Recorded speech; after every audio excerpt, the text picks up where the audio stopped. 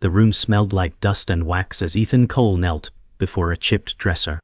He was 32, and tired of being lost. He pressed his palms together and whispered a prayer he barely remembered. Ethan said, "If anyone hears me, I need a reason to keep breathing." The candle flame stretched thin, a silver thread pulling at the dark. The boards trembled with a low hum that made his ribs ache. Shadows crawled up the walls against the light as if they were alive.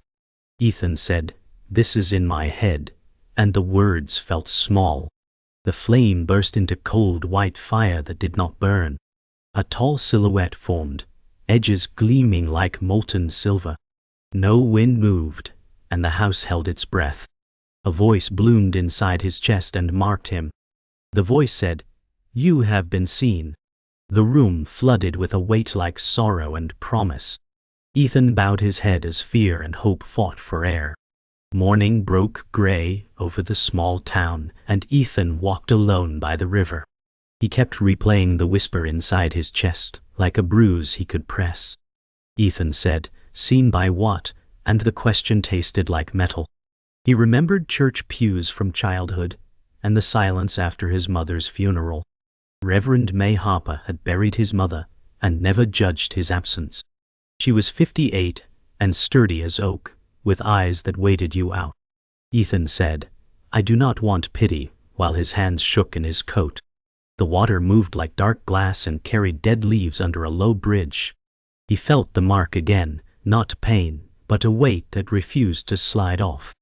Doubt rose fast, sharp as panic, and he pictured the silhouette in his bedroom. He told himself he had not slept well, and he lied. The river wind carried the scent of rain and old iron. He turned toward the church bell that did not ring, and realized he was already walking there. He found Reverend May in the church kitchen with a dented kettle and a warm stare. Steam curled like questions she did not hurry to answer. Ethan said, "Something stood in my room," and the words felt childish and raw. Reverend May said, "Truth does not need our polish," and slid him a mug. The tile was cracked and honest. Jordan Price walked in with a toolbox and a skeptic's half-smile. Jordan was 34, male and certain that pipes leak more than spirits. Jordan said, "Lights flicker, floors hum. Get an electrician," and he set the box down. Ethan looked at the mug like it might tell him who he was. Reverend May said, "Fear speaks loudest at the door you need to open." The kettle clicked off, and the church felt older than their doubt.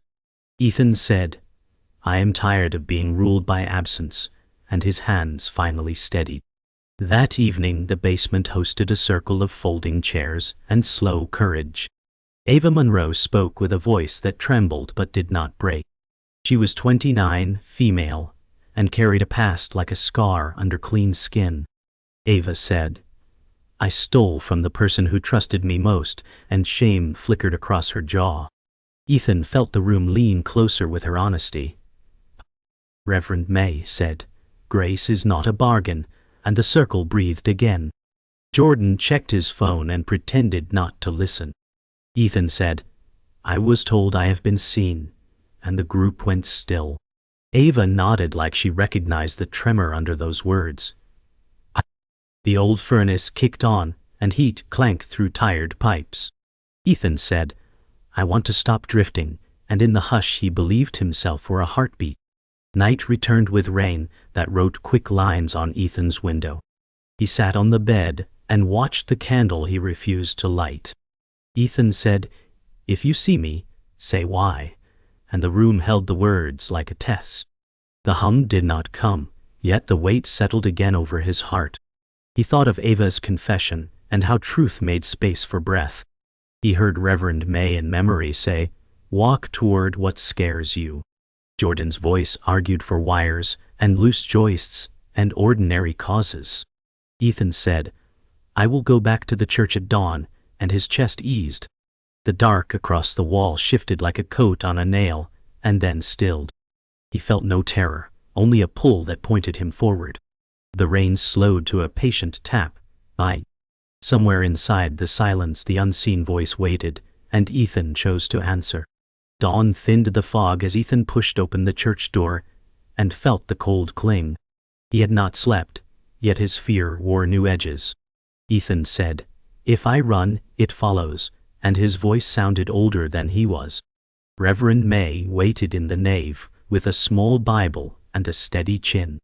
Reverend May said, "Name your terror, or it will keep naming you." The pews smelled like lemon oil and grief. Jordan clicked in behind them with a flashlight and a toolbox. Jordan said, "If something hums, something's wired wrong," and the beam cut across dust. Ethan remembered the words, "You have been seen," and the mark on his chest thrummed. He wanted proof that faith was more than a trick of longing. Reverend May said, "Faith is not proof but direction." Ethan said, "Then point me at the door I fear." The sanctuary went quiet, as if it listened for his next breath. Ethan returned to his mother's house and opened a box of letters that still carried her scent. Guilt rose like smoke he could not wave away. Ethan said, "I left when the prayers grew quiet, and the rooms answered with silence." A floorboard creaked without a step. He held a photo of her smile that forgave more than he deserved. The mark in his chest warmed like a hidden ember. Jordan called and filled the air with facts. Jordan said, "Old wiring, damp wood stress, that is all this is." Ethan wanted to agree and could not. He set the photo down and the edges quivered. Reverend May texted a verse that spoke of eyes that never sleep. Ethan said, "If you see me, show me how to stand," and his throat tightened. The house seemed to lean toward him as if it expected an answer he feared. They met at the diner where the coffee was bitter and the light honest. Jordan laid out diagrams on a napkin like battle plans. Jordan said, "You want a cause you can wrestle, not one that stares back." Ethan traced a knot in the wood and felt the knot in his chest echo. A radio behind the counter popped and went to white hiss. The room paused as if it had heard its name. Ethan said, "It is not only noise," and the hiss bent into a low chord that matched his pulse. The waitress crossed herself without meaning to.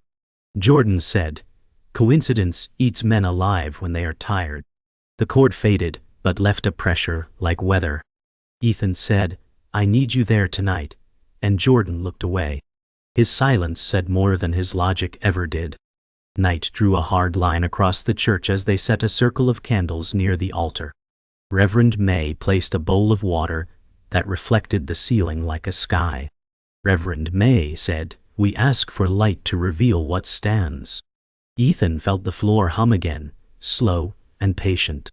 Jordan stood at the back with arms folded and eyes that wanted to leave. Ethan said, "I am not worthy, but I am here." And the flame nearest him lifted as if listening. The air thickened with a metal taste he knew too well. A shape gathered by the chancel rail and blurred like heat above asphalt. Reverend May said no fear, only truth, and her voice steadied him. Jordan took one step forward despite himself. Ethan said, "I will not run," and the circle brightened as if it believed. The hum deepened until Ethan felt it sing beneath his ribs. A cold white glow rippled in the bowl and traveled across the candles like a line of breath. Ethan said, "If you see me, speak," and the glow paused over him. The silhouette formed again, taller than fear but not cruel. It held no face, only edges like liquid silver, and the nave bent around its weight. Jordan whispered a curse he did not believe in and stepped closer. Reverend May said, "Name what you seek," and her hands did not shake.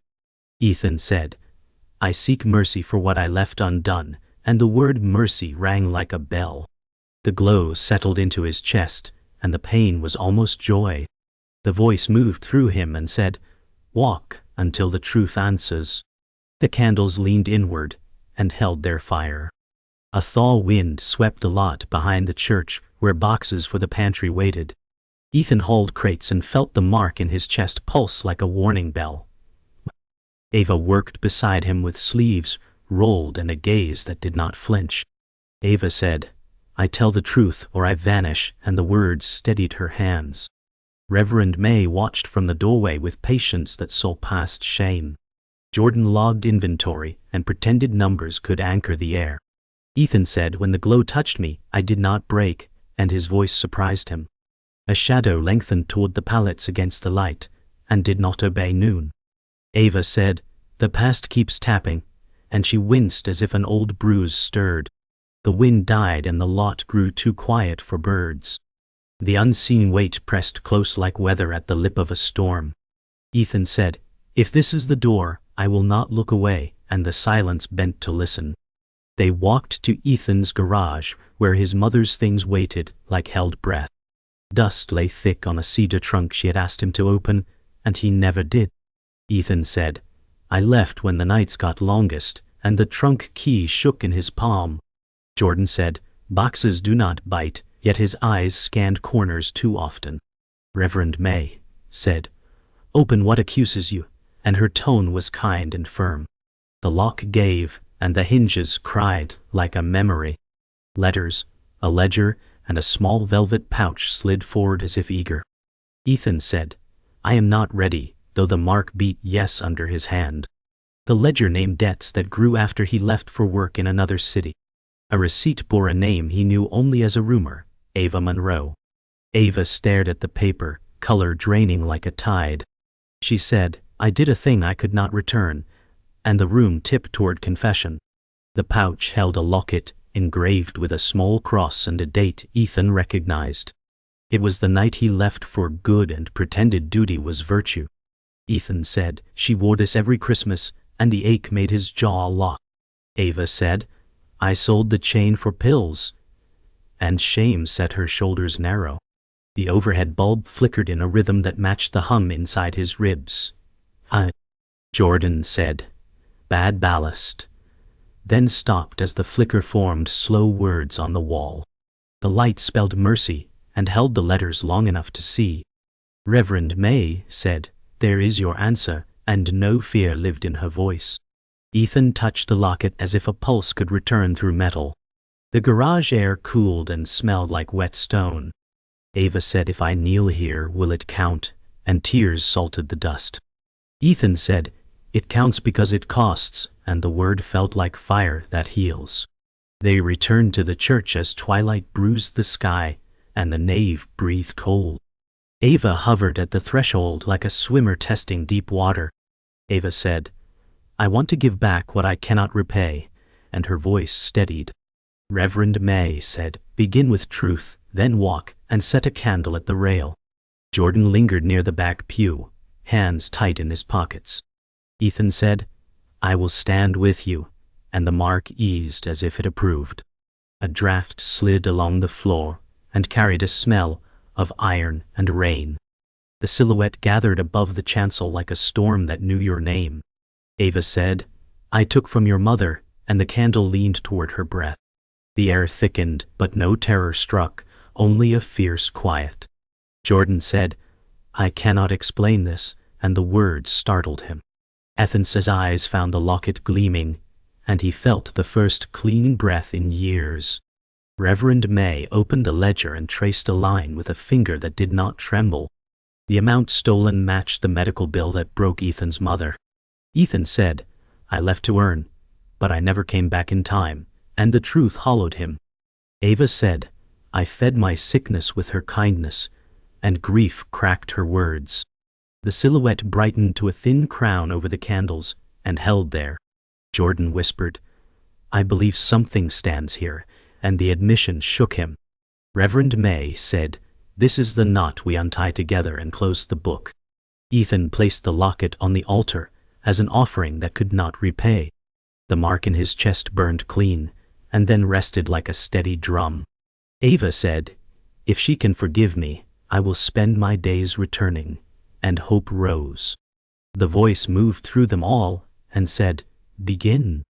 The nave exhaled as if a long debt finally met its first payment.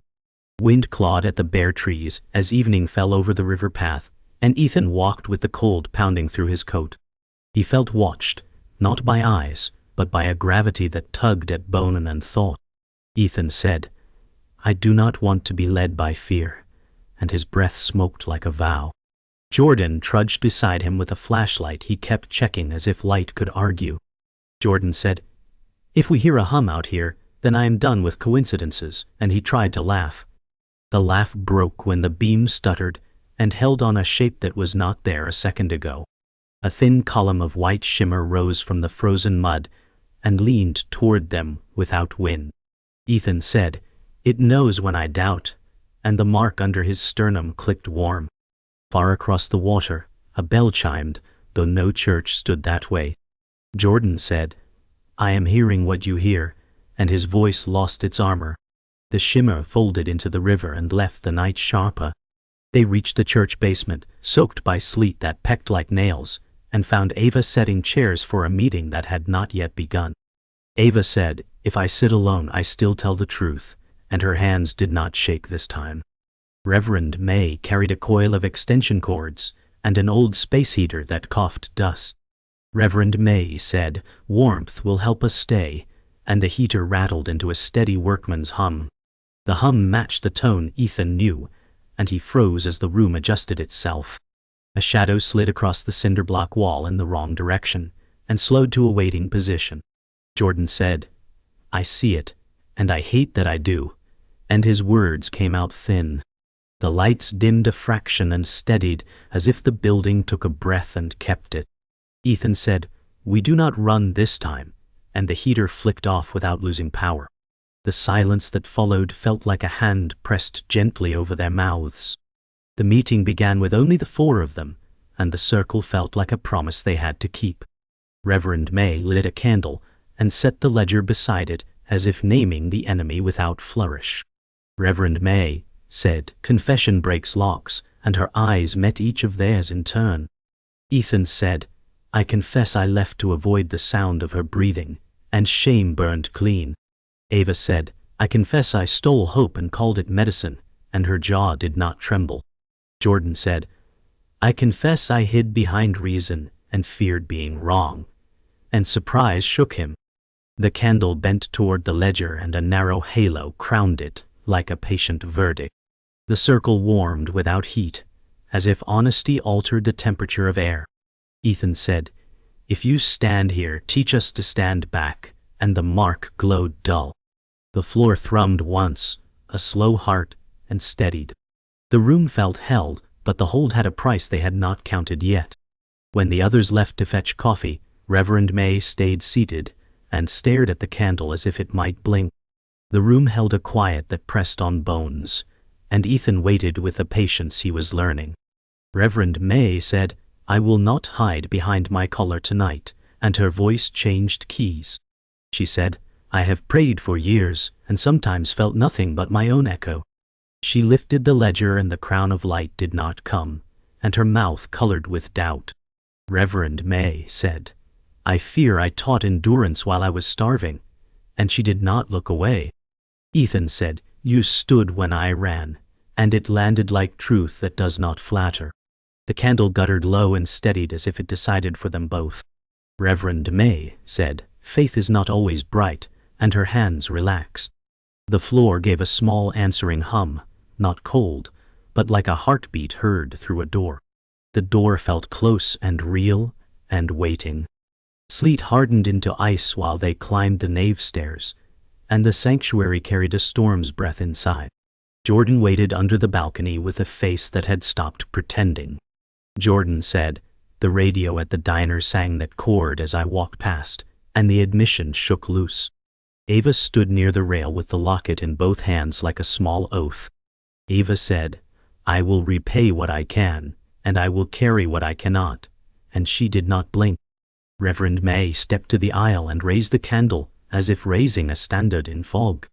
Reverend May said, "Doubt sits with us and does not win," and her tone was iron warmed by use.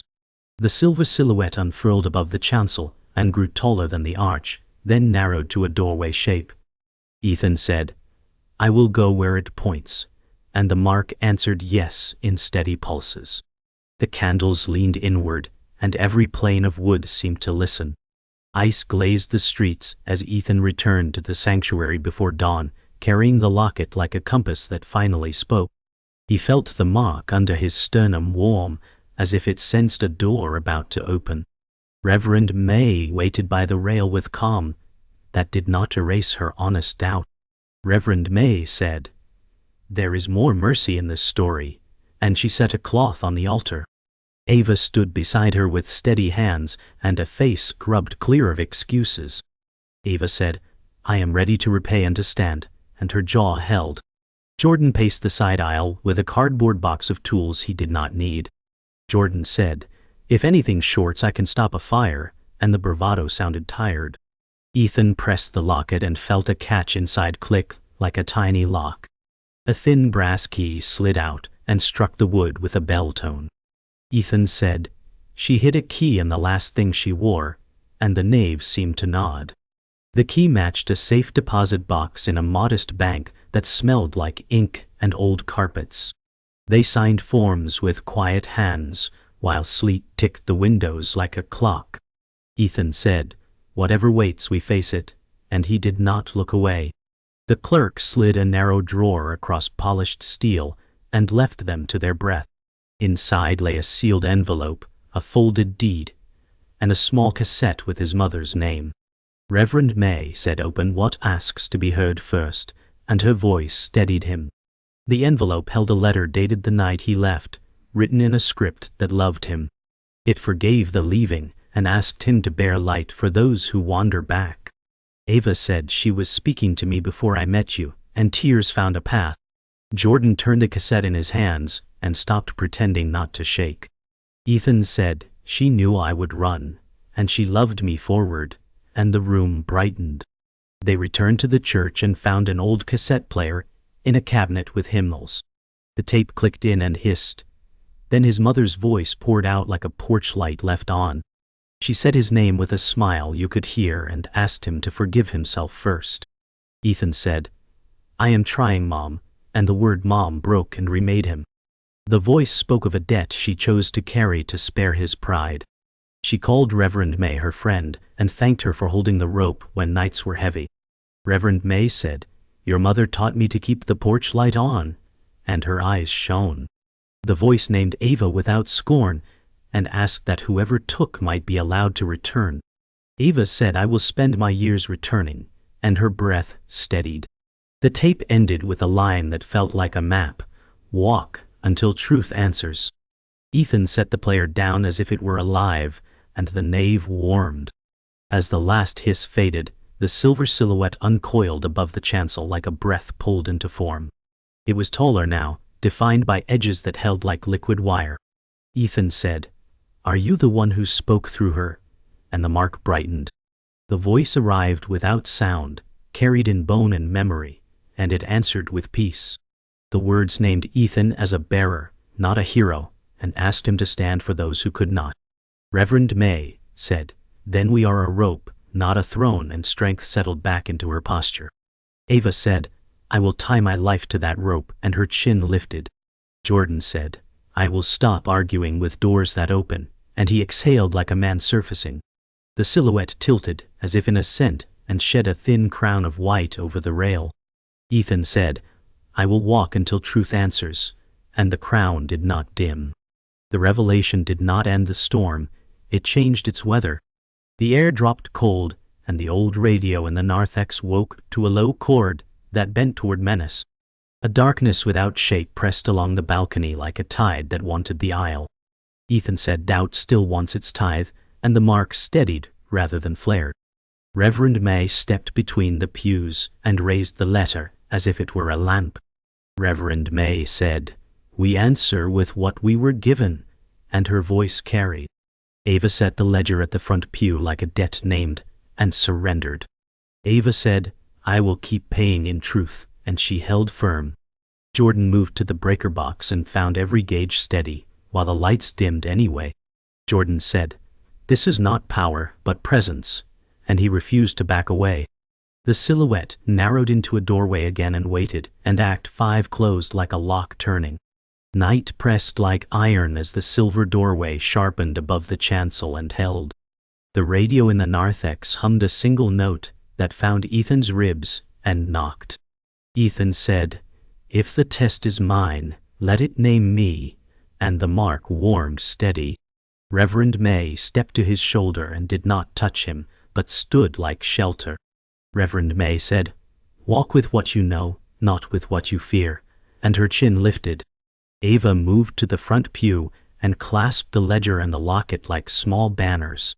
Ava said, "Truth is the only payment I own," and her voice did not shake. Jordan killed the breakers and the light stayed lit, which ended his last defense.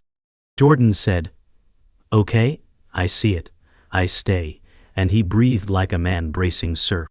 The doorway thinned into a path that bent the air and invited a step. Ethan said, "I will not bargain," and the nave gathered itself around the promise. The storm outside rattled glass and waited for the answer. Ethan stepped, and the aisle stretched long as a winter road, though his feet moved inches. The force of doubt rose behind the balcony like dark water without a face. It pulled at breath and memory, until every apology he ever owed shouted at once. Ethan said, "You can name my debt, but not my end," and the path held. Reverend May said, "Stand in mercy, Ethan," and the word mercy struck like a rung bell. Ava said, "I took what was not mine, and I am still here," and the dark hissed. Jordan raised the dead flashlight and it burned without power, which undid him. Jordan said, "I believe because it happens, not because I choose it." And he shook. The doorway brightened to a clean white that did not blind, only cleared. Doubt threw a sound like distant thunder through the rafters to break their nerve. Ethan said, "I am seen and I am not refused," and the thunder died short. The doorway opened into a nave that looked the same and not the same, like a mirror fixed with mercy. Ethan felt his mother's breath in the air and almost turned back to chase it. Ethan said, "I will not live backward," and the ache softened, but did not leave. The dark shaped itself into a figure his size, and wore his tired posture like a coat. The figure said, "You save no one," and its mouth did not move. Reverend May said, "Answer with what you owe and nothing else," and her calm held. Ethan said, "I owe truth, I owe time, I owe walking," and the words stood upright. Ava whispered, "I will repay with my days," and the figure glanced like it learned her name. Jordan said, "We are here because of you and despite you," and laughed once at the paradox. The figure thinned, trying to slip back into his chest, but the mark would not open. The force abandoned mimicry and surged for Ava, smelling her shame like a trail. Ethan moved between them before he thought, and the cold hit him like deep water. Ethan said, "Take the debtor who signs his name," and the mark under his sternum flared. The white crown above the rail widened as if to shelter or to witness. Reverend May said, "No bargains, only gifts," and she lifted the letter like a banner. The dark grabbed at his breath and found no fear to feed on, only a grief that had learned its shape. Jordan said, "Let it starve on facts it cannot bend," and he spoke the names of what was true. He named the year, the bill, the porch light, the ledger, and a walk. Ava said, "I am not the person I was," and the tide lost ground. Ethan said, "I am seen and I consent to be changed," and the cold receded. The last charge came low and mean, aiming to slip under words and undo promise. Ethan planted his feet and let the mark answer before his mouth could. The answer arrived like warm weather in his lungs, and it tasted like porch light. Ethan said, "Mercy is stronger than my leaving," and the nave rang. Reverend May said, "Let the light tell the truth," and the white crown poured forward like rain. Ava said, "I will keep accounts open until love closes them," and the dark thinned. Jordan said, "I will stand watch when your strength is spent," and the vow landed with weight. The silhouette stepped from crown to doorway and made a path clean as noon. The hum faded into a quiet that did not feel empty, only vast. Ethan said, "I walk," and the force broke like weather that has passed. The candles steadied, the radio slept, and the storm forgot the glass. Morning opened soft and pale, and the storm left a rinsed world behind the church. The nave smelled like wood and rain, as if it had been washed from the inside. Ethan said, "I can breathe without the weight," and the mark rested quiet. Reverend May knelt at the rail with a gratitude that did not deny her doubts. Reverend May said, "Faith learned to walk with me," and her shoulders unknotted. Ava placed the ledger in a box marked "Paid Forward" and closed the lid. Ava said, "I will spend the rest of my days keeping it closed," and she meant it. Jordan stood under the balcony like a guard who finally trusts the walls. Jordan said, "I still want answers, but I am no longer starving for them," and he smiled. Light drifted through the glass and fell on the aisle in long bars like mercy. Ethan said, "We begin again, and we keep beginning," and the day agreed. By noon the pantry line curved down the block, and winter coats rustled like a hymn. Ethan moved pallets with the strength of a person, no longer split in half. Ethan said, "Take what you need, and leave with peace," and his voice held steady. Ava logged parcels and counted like a promise she intended to keep. Ava said, "You are seen here," and nervous faces unclenched at the words. Reverend May greeted each neighbor by name, and let no one pass without a smile.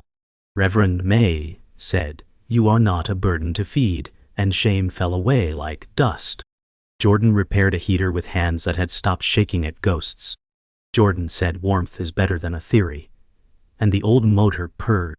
Snow flurried and then changed its mind, and the sky showed blue. Ethan felt the mark answer in a pulse that meant keep going. The day carried them like a quiet river that knew their names. At dusk, they returned to the nave, and Jordan carried the old radio like a relic. He set it on the front pew and waited for it to misbehave, and it did not. Jordan said, "Maybe the point is not the why but the who we become," and he laughed once. Ethan felt a hush that was not fear, and thanked it without words. Reverend May said, "Skeptic is not a curse word when it kneels to truth," and nodded at him. Ava placed the locket beside the letter and did not flinch at memory. Ava said, "I was seen and not erased," and the words fit her mouth now. The radio clicked on by itself and played a porch song his mother loved. No hum, no omen, only a melody that folded the room into gentleness. Jordan said, "I can live with this kind of miracle," and he sat. The song ended and left the pews glowing with an ordinary light. Night gathered without threat, and the silver silhouette rose once more like a last page turned. It did not tower. It matched their height, and the room met it without flinching. Ethan said, "You stayed until we could stand," and gratitude steadied his breath. The voice moved through them with a calm that felt like home after long travel. Reverend May said, "If we forget, remind us by the ones who come hungry," and she bowed. Ava said, "Let my debt become a table," and she smiled through clean tears. Jordan said, "Let my questions build doors, not locks," and he folded his arms easily. The silhouette thinned into a white seam across the air and paused. Ethan said, "We will walk until truth answers," and the seam brightened. It left no exit wound, only a grace that settled where fear used to live. The nave exhaled, and their hearts kept time with the quiet. At dawn, Ethan stood on the river path where the first shimmer had leaned toward him. The air held a metallic memory that no longer frightened the lungs. Ethan said, "You have been seen," and he heard it answer from inside, not above. He took the locket, the letter, and a small loaf for the pantry, and set them in his pack. Reverend May joined him with coffee that steamed like a benediction in the cold. Reverend May said, "Begin again," and the words felt like seed in soil. Ava came with a ledger marked "Open Hands," and a grin that reached her eyes. Ava said, "Let's spend the day well," and she threaded her arm through his. Jordan arrived late, breathless, and carried a toolbox and a box of light bulbs. Jordan said, "Some doors need hinges and some need hope," and they laughed. The river moved like truth that never hurries. Ethan stepped forward, and the morning stepped with him.